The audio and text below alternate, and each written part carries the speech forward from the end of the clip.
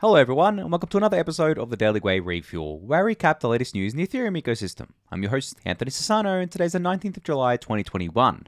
Alright everyone, hope you had a good weekend. I know the markets have not been kind over the weekend, and right now as I'm recording this, the markets are definitely not kind, but I hope you had a good weekend out there. I know a lot of you listen in or watch from the US or Europe and Northern Hemisphere, so you're enjoying your summer hopefully. I'm still stuck inside due to the lockdown in Melbourne, and it is cold anyway, so I don't know what I would be doing outside. Can't really go to a beach and enjoy that or anything like that, but still, hope that you're enjoying the time, I guess, like in the sun and stuff like that. The markets right now, like I've had a few people kind of like talk to me and kind of ask me my opinion on the markets. I'm not going to go like through a long-winded opinion here, but essentially the way I kind of view it right now is that most people that were around in like May and June are like gone right now. Like 95% plus of those people are not around. So that's why people are saying, oh, it's a crab season or it's like bearish, because it's just like not much is happening in the markets. But it's funny because I was putting together the ETHUB newsletter earlier, and I mean, the project update section in that newsletter, there is so much in there for the last week. Like so much happened. And I mean, obviously, the refuel I've been doing every day, and there's still like 30 minutes plus worth of content on that. So it's really just the markets that are bearish. I mean, everything else is like still very active. I mean, we have the ETHCC conference going on right now in Paris, which I'm incredibly jealous about, and I really wish I could go. I'm having super FOMO right now, but I'm sure there's going to be a lot of stuff happening there. But generally, yeah, the only slowdown I'm seeing is on the market side of things, and the markets will do their own thing. They don't really track fundamentals over the short to medium term. It's more over the long term. So all the stuff that we have playing out now, whether that be all the developments happening on Ethereum 1559, all the apps, all the app developments, even like the merge and stuff like that, I don't think, if the market's just generally bearish, I just don't think the market's going to react to those sorts of things. I think that over time, over the long term, they'll act as fuel for when the market is ready to continue back up. But, I think just looking at project updates and thinking that there's so much bullish stuff happening, the price has to react is not the right way to go about it. And I learned that the hard way during 2018 and 2019 when I basically, I kept seeing tons of different kind of like bullish things happening within the Ethereum ecosystem. And I was like, surely Ethereum can't stay below $200 for much longer. And it did. Like the market can remain irrational for a very, very long time. And then obviously once the market got bullish again and started getting really hot again, we went from what, $100 in March of last year to like $4,400 essentially in May of this year. So in just over a year, we went 44x from the bottom.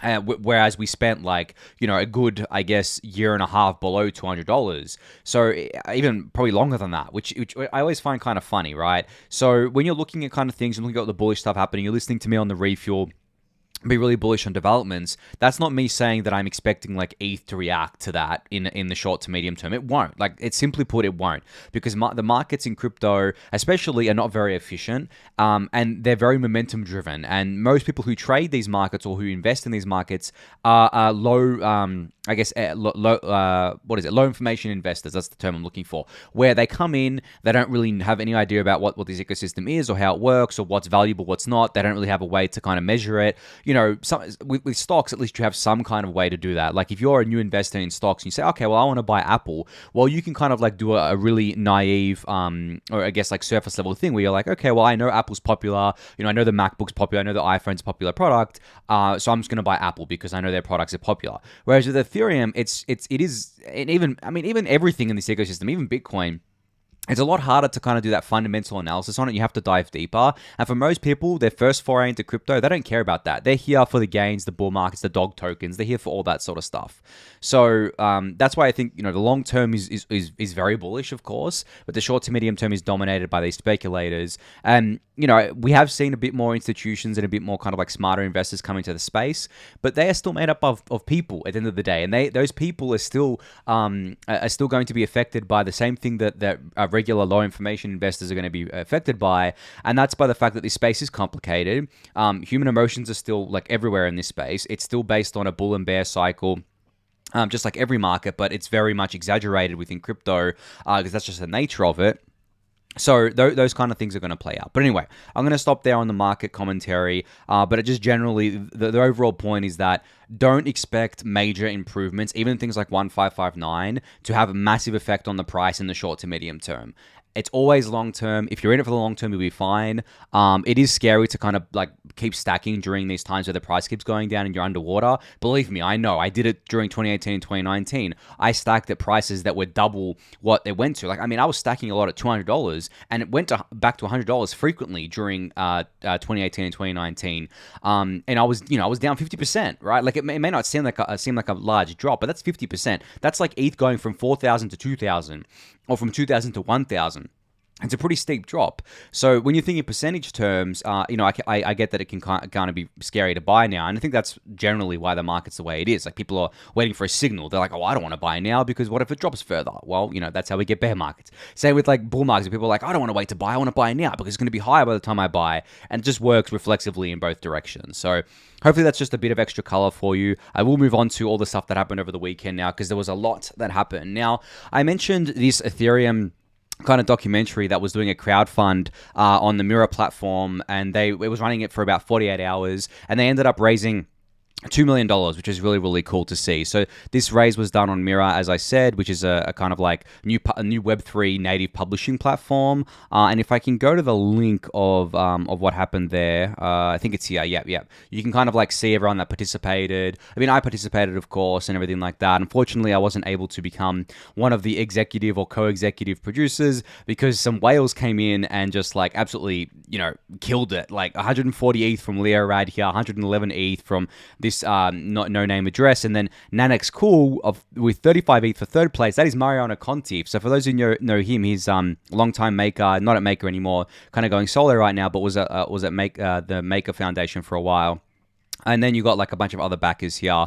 I didn't even get in the top 10 or top 20. Unfortunately, I woke up and my contribution was actually much less than the rest of them. I'm here, number 28, 6 ETH.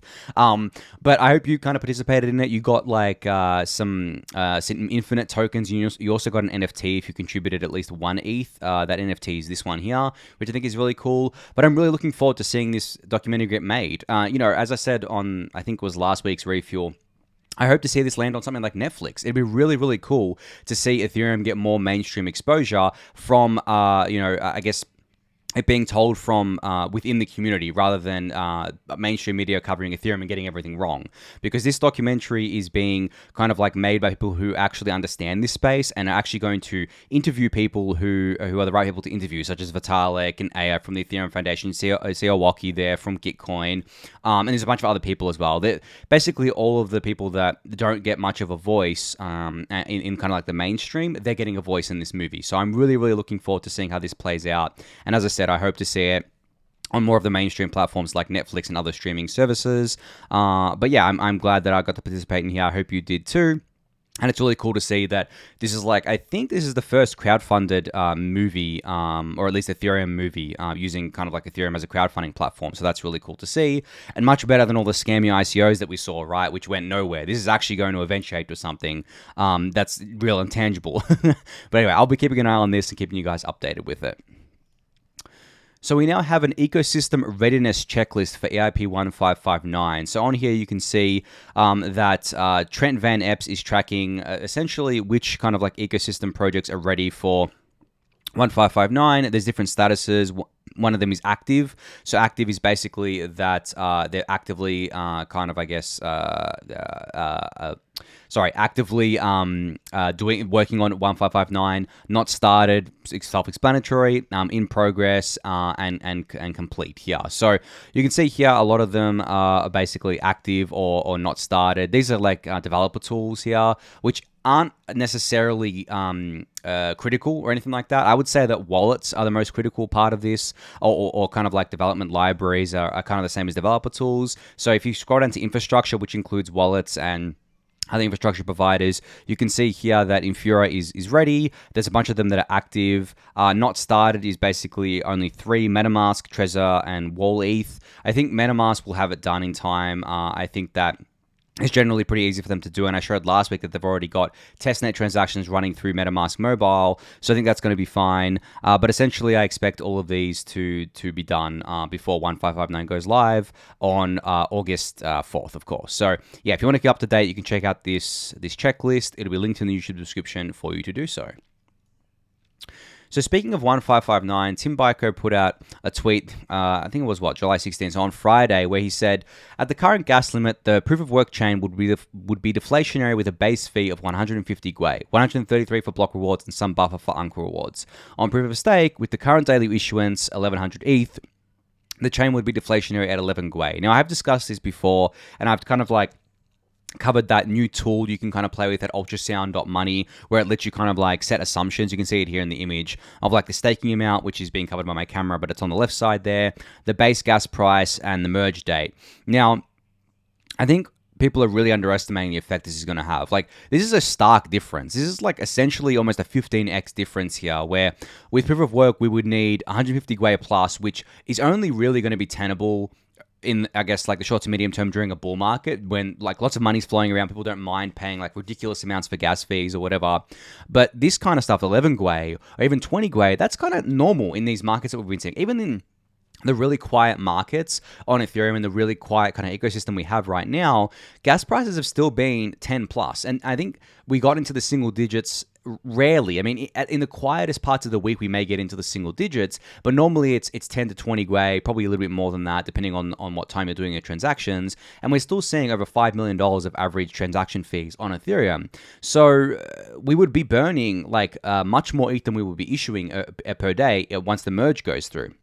So I think this is really cool because I actually think that if you kind of think about the markets, and this goes back to what I was saying before, and think that, okay, well, we're in a short to medium term bear market. What happens if we start kind of recovering towards the end of the year, early next year? Well, that'd be really cool because that would coincide with the merge. So what ends up happening is that we might get the merge in kind of like early 2022, and the market's kind of heating up again, which means the gas prices are going to spike again, which means more ETH is just going to keep getting burned. So I think when you kind of like look at things like that and look at the timing of these things, it's really cool. But again, I've mentioned before how the Ethereum development doesn't really time itself around the markets. And this is exactly why, and it goes back to my point that I was making, this is exactly why the fundamental developments do not get kind of like priced in, is because it's not like we waited until the bull market to deploy 1559. We're actually going to be deploying it in a bear market, really, or at least like a downtrend. We didn't say, okay, well, ETH's kind of skyrocketing right now, when it first hit like its old all-time high, and we didn't kind of think to ourselves, wow, okay, this is crazy, like we're going to have to deploy 1559 right now. We just said, well, no, it's not ready. We have to continue doing the research and development. And then finally, we kind of merged it in. And now we're kind of like launching it when the market is bearish, when the ecosystem has pretty much lost, as I said, 95% of its participants. But still, this wouldn't matter in a post-merge world. ETH would still be deflationary once we have just proof of stake, which I think is really cool. So, yeah, I guess this is just another way of saying that, like, long-term ETH is just so incredibly bullish, and I think that there's not many people who actually understand the implications of this, where not only is this ETH kind of like, if you think of 1559 as a person that buys ETH, just as like a conceptual thing here, not only is this person buying millions of dollars of ETH per day, they're burning it, they're deleting it. And not only are they doing that kind of like starting August 4th, but once the merge goes through, they're going to be doing that and making it so ETH is deflationary, so that essentially the block rewards won't even have any impact, which I think is really cool. So, and as I said, it even like 10 Gwei or 11 Gwei is the norm during a quiet market, and that's like during the quiet market of where Ethereum is today. Once we have more and more kind of like layer 2s rolled out, more and more kind of, I guess, people coming into this ecosystem, even during quiet markets, the baseline of what the cheapest gas price just continues to trend up as well. So it's really cool to see that play out. I can't wait for the merge. I really can't wait for it, but still, it's a while away, so I'm not holding my breath right now. So StarkWare announced today that StarkNet Alpha 1 is now out. So this supports L1 to L2 interaction, on-chain data, and the growing StarkNet ecosystem. So you can see here, they've got kind of introducing it here and how this all works. Alpha 1 features, as I said, includes L1 to L2 interaction, where basically what they've built is a messaging protocol between layer 1 and layer 2, which will allow developers to implement seamless transaction flows between the different layers. And I mean, most of this stuff is for developers to kind of like build out what they're doing and kind of use StarkWare's ZK rollups to do so. And then on-chain data availability as well. So StarkNet's state update is now also published as on-chain data on Ethereum. So they're not just using their off-chain data availability, which was the Validium kind of roll up there, but they're also kind of pushing StarkNet state updates to the Ethereum mainnet, which makes it all the more secure, of course. StarkNet operating system code has also been released here, and that's I think I've discussed it before on the refuel. That's basically StarkWare's virtual machine along with their Cairo programming language, which is what DYDX runs on, I believe. So if you want to use it, you can go use DYDX. This is really cool. I think I can't remember if StarkWare teased that they'd have a fully EVM compatible or at least virtual machine compatible ZK rollup by August or September. I'm pretty sure that was ZK Sync, but StarkWare's not very far behind, and it's getting closer and closer. I mean, this is only the first alpha, and obviously this is just for developers. End users won't be able to kind of use this sort of stuff for a little while, but still, this is the first phase of it. And as I said before, I think the next 6 months in the Layer 2 ecosystem is going to be pretty wild with all these releases going live, not just for users, but for developers as well to keep building out this stuff. So that's really cool to see. Speaking of Layer 2, there's a few updates to get through here, actually. Dharma has got a waitlist now where you can sign up for their Layer 2 waitlist to get access to Layer 2 on Dharma in the coming weeks.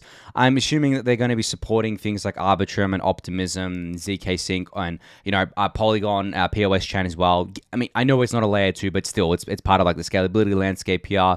And I think that's going to be really awesome because Dharma is one of those tools that people use as kind of like normally friendly onboarding vehicles for Ethereum and for DeFi. So if you want to go sign up for the L2 waitlist, you can. This will be linked in the YouTube description.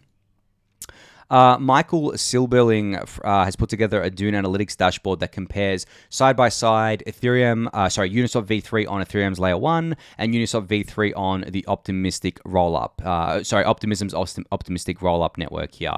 So you can see the total value locked, the users, the volume, the trading volumes, and things like that. It's actually been growing quite steadily, given that there's only 6 tokens available for trading on Optimism right now for Uniswap. And those 6 include obviously like ETH and right to Bitcoin and some stable coins, and also the fact that there's kind of like no easy onboarding just yet. I mean, the onboarding isn't too hard. You can follow a guide. Backlist has a guide for it. But generally, it's not like there's any centralized exchanges that have enabled kind of easy onboarding into this just yet. And also, the markets are quiet. So I'm actually pretty impressed with the growth. I think TVL was at like $6 million last time I checked.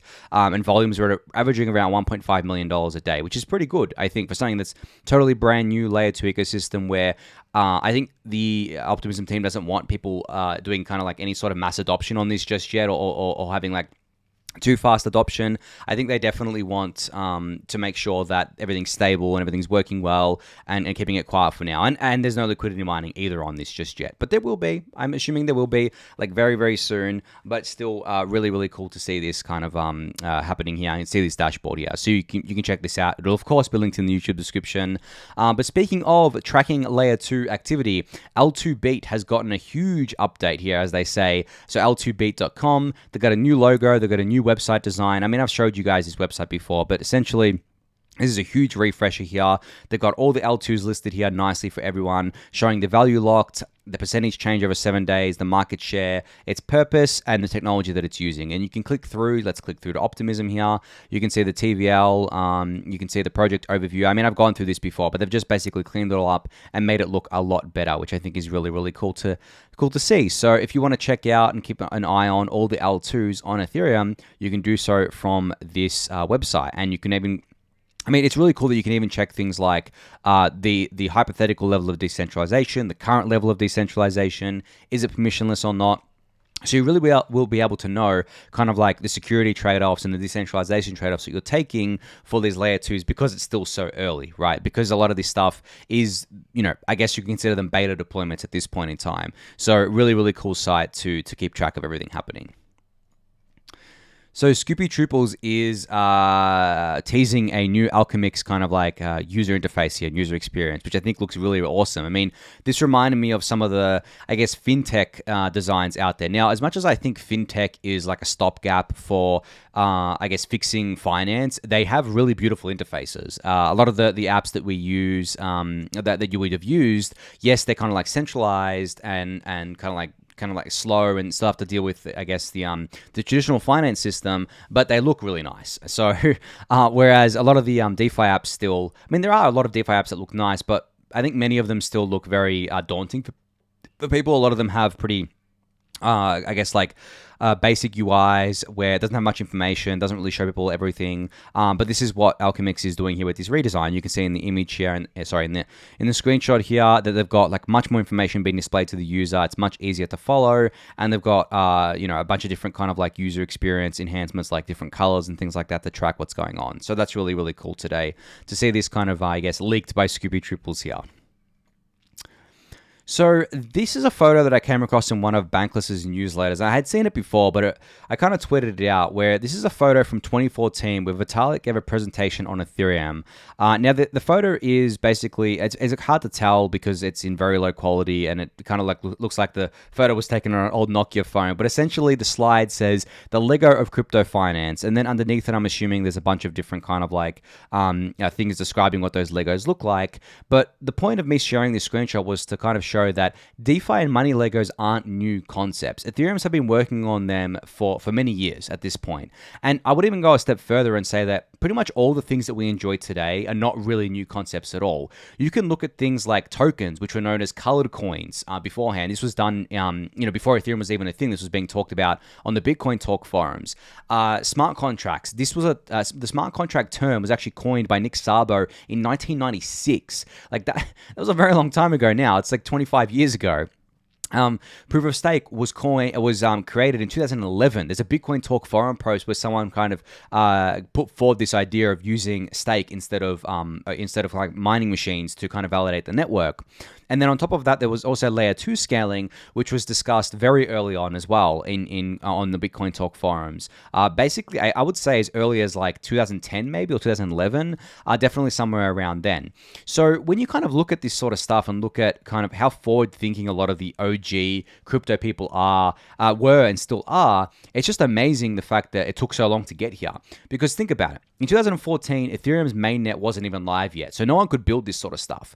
But Ethereum mainnet went live mid-2015. We had smart contracts, we had all this kind of stuff going, but we didn't actually get proper money Legos until 2018 at the earliest, and then into 2019 is when they started really coming together, and in 2020, obviously, it exploded. So we still waited 4, 5, 6 years after this presentation was given to get to a point where people started kind of like embracing money Legos and kind of talking about it more and seeing the modularity of finance, seeing how revolutionary it could be. So it's just really amazing that it took that long. But what's even more amazing is that it took, how many years for smart contracts to come to blockchains from when Nick Szabo proposed it? Almost 20 years it took from there. So, and there's countless examples of this, not just in crypto, but just in general, when you look at kind of people who are very forward thinking and have the foresight, potentially decades into the future.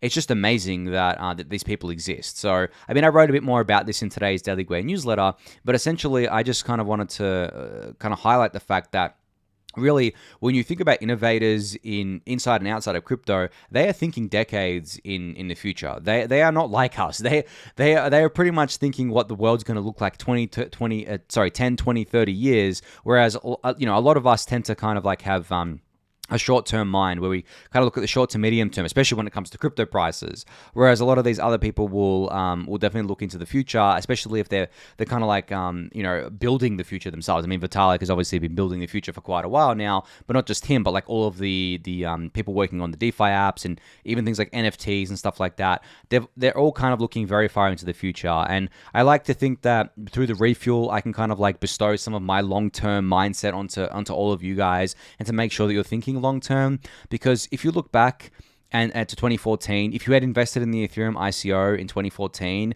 I mean, you would be absolutely laughing right now if you had held your ETH from then. So even just like from a market perspective, it wasn't that long ago.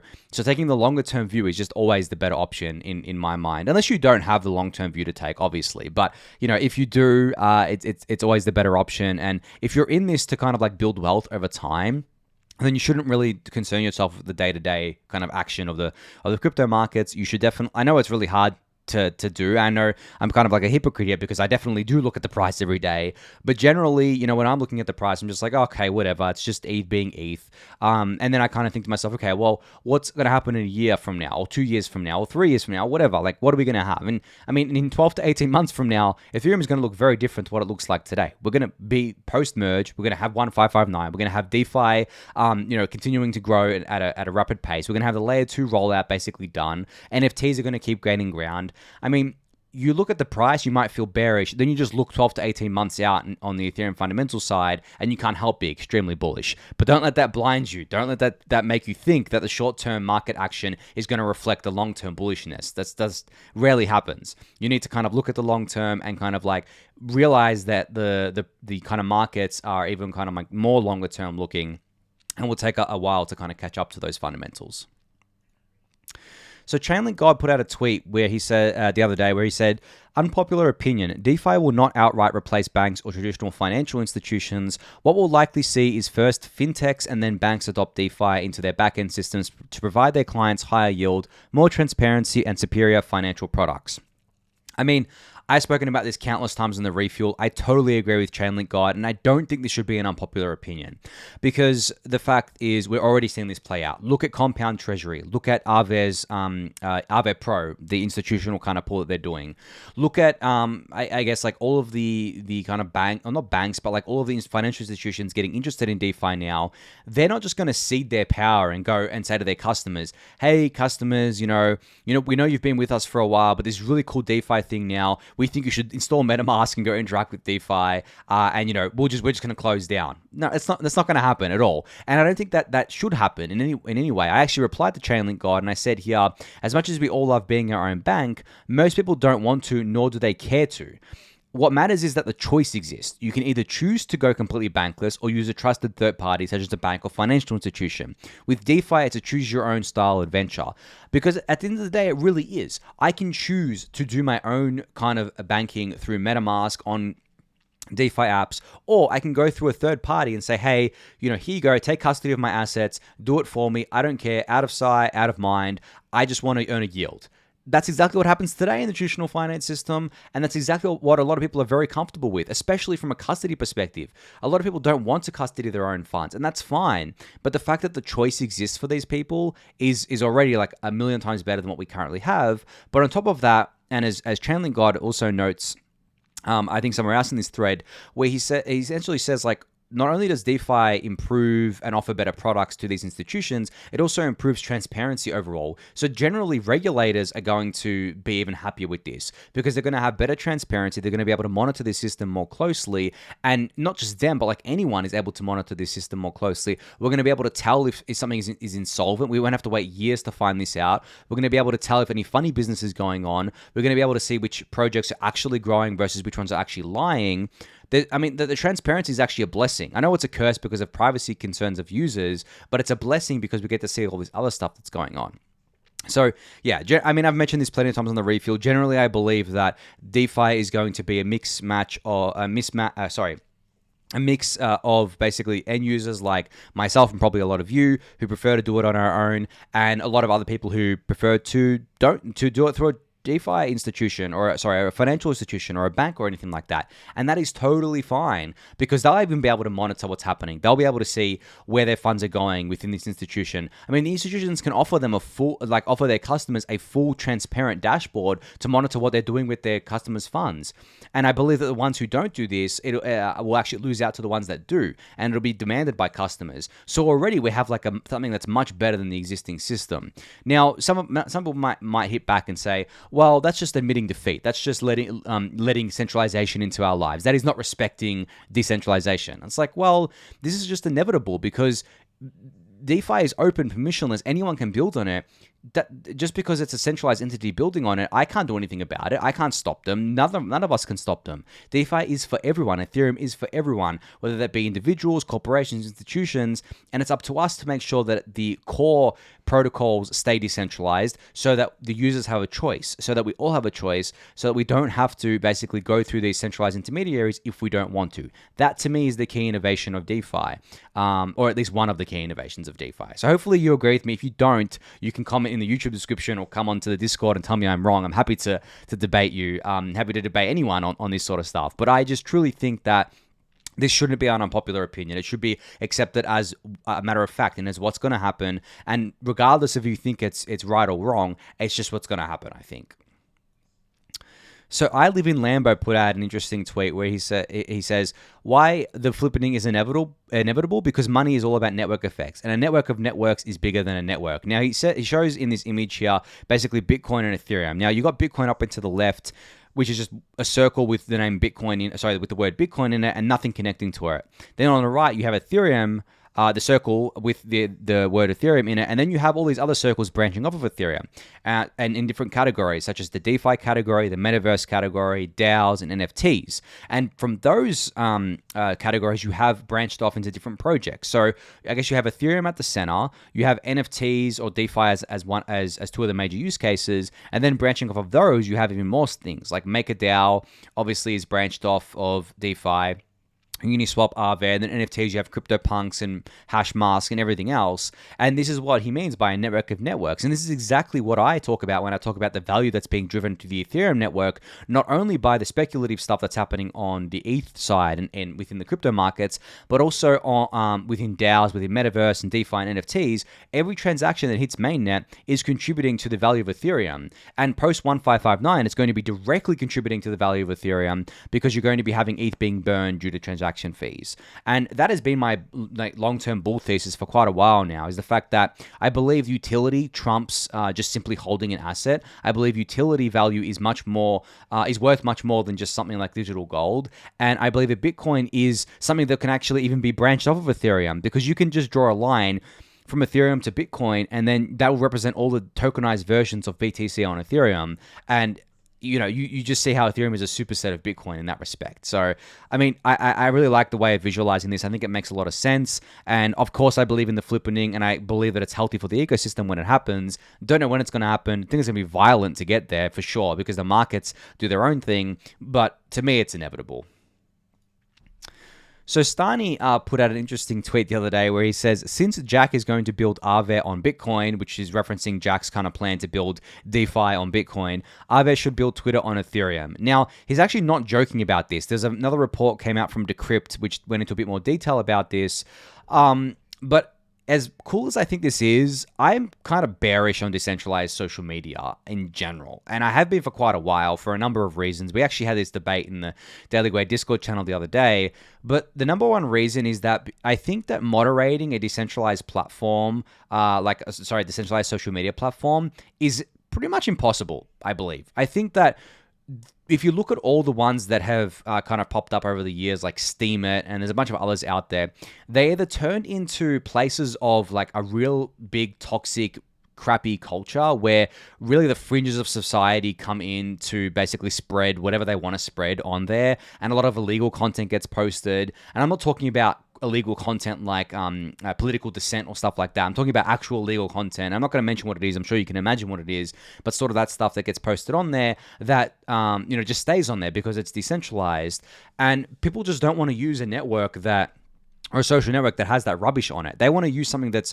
as much as we all hate like censorship and things like that, we want something that's curated for us because that is an enjoyable experience. So that's one major issue, is that moderating a decentralized social media network would be pretty much impossible to do. Secondly, scaling this would be very hard to do in a decentralized way. The technology is not just there yet, but I think that's obviously much easier than kind of moderating there. And I think thirdly, this undertaking, depending on how you do it, can go pear-shaped pretty quickly because of monetary incentives. Now, I mentioned Steemit. I think Steemit, or Steam, I shouldn't say Steemit, maybe Steam is a better reference there. I think Steam failed for, some of you may have seen what happened where Justin Sun actually took over the Steam network because it was a DPoS system, and he basically was able to gain control of the majority of the network. But I think the reason why Steam failed to gain kind of like any sort of mass adoption, and why I stopped using it, I was actually using it in 2017 for a little bit, was because there was a lot of gaming going on. There was a lot of bots going on where basically every time you upvoted a post, it kind of paid that kind of creator of that post out of the inflation of the network, so Steam tokens essentially. So what ended up happening was that people were buying and selling, up votes. Of course, they were using whales to manipulate things. There was some very sophisticated whale bot farms going on that would basically direct all the volume, all the kind of rewards to themselves. So that kind of like broke. And how do you moderate that? How do you fix that? Like, you can try and do it through crypto economic design, but it's not easy. It's definitely a hard problem. So, I mean, kudos to Aave for trying this. I mean, it's a little bit out of their wheelhouse, but still, it'd be cool to see them try this. But at the same time, there's a lot of fundamental issues that still need to be ironed out, and I think that some of them are pretty much impossible, like the moderating at scale thing. But we'll see. I hope I'm wrong. I don't know if I am. I don't know. I probably don't know enough about it, but from what I've seen, all the platforms that have spun up at this point have kind of like failed to achieve any kind of like mass market fit, even within the crypto ecosystem. If you just count the people in crypto, most of them don't want to use platforms like that. They're happy using Twitter because Twitter gives them what they want. And, as much as like censorship sucks and, we want to decentralize everything, it's kind of hard to decentralize social media for the reasons I outlined. So Philip Daian from Flashbots put out a response to those kind of like reorg stuff that was being discussed, I think, over the past couple of weeks. And the TLDR is that Flashbots believes incentivized reorg clients are a negative-sum, unstable game for everyone. Flashbots commits to protecting ecosystem stability and long-term incentive alignment for all, and to building sustainable MEV infrastructure. Now, a side note here, the person that was building this kind of software, or these clients, Edgar, said that he has decided to not release it because he was getting bullied or getting death threats or whatever, or toxic kind of like people coming at him.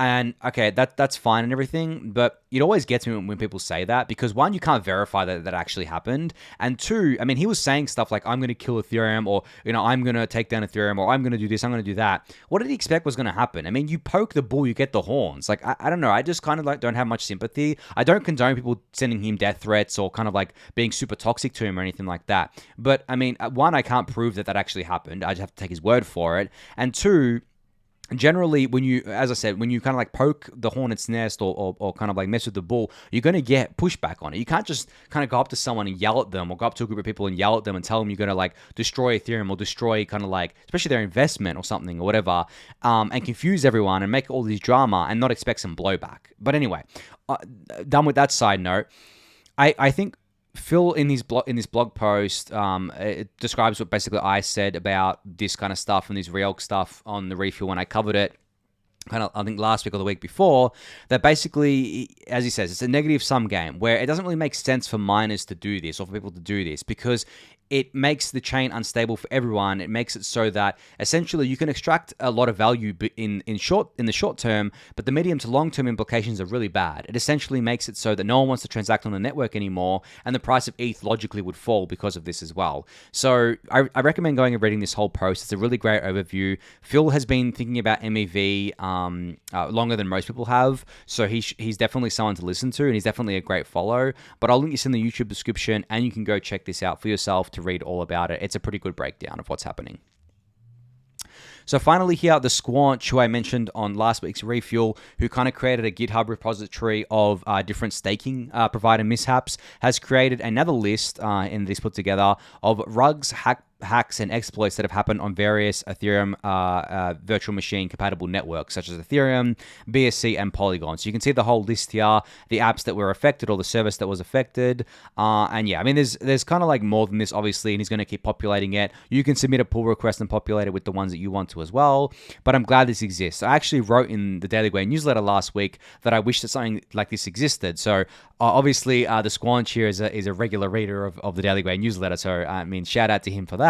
But shout out to him as well for just creating this. I think this is going to go a long way to providing users with, I guess, much more information about which products they should and shouldn't use, which ones have been hacked in the past and how they responded to it and everything like that. It's funny because a lot of these products here are actually not very well known. We're actually like pure like scams and kind of like rug pulls, like Polywhale here, hosted on deleted Telegram. It was a rug pull, whatever. Bunch of other ones like Poly Butterfly, 1600 ETH was stolen. But then there's legit ones like Alchemix, right? I mean, Alchemix had a legit bug or exploit that they responded to very well, and they got it all fixed and done, and they were able to relaunch their AL ETH product last week. So yeah, this kind of like doesn't cover, it doesn't split them up into kind of, I guess, what they were and what they aren't. It does does have a little bit of a description here, but you can kind of dig through yourself and see what's happened here and see if it was an actual kind of rug pull, if it was an exploit, how the team responded to it, and all that good stuff there. But on that note, wow, this is a 39-minute refuel. This is the longest one I've ever done. I didn't even realize. But anyway, thank you everyone for listening and watching. Be sure to subscribe to the channel if you haven't yet. Give that video a thumbs up, subscribe to the newsletter, join the Discord channel, and I'll catch you all tomorrow. Thanks everyone.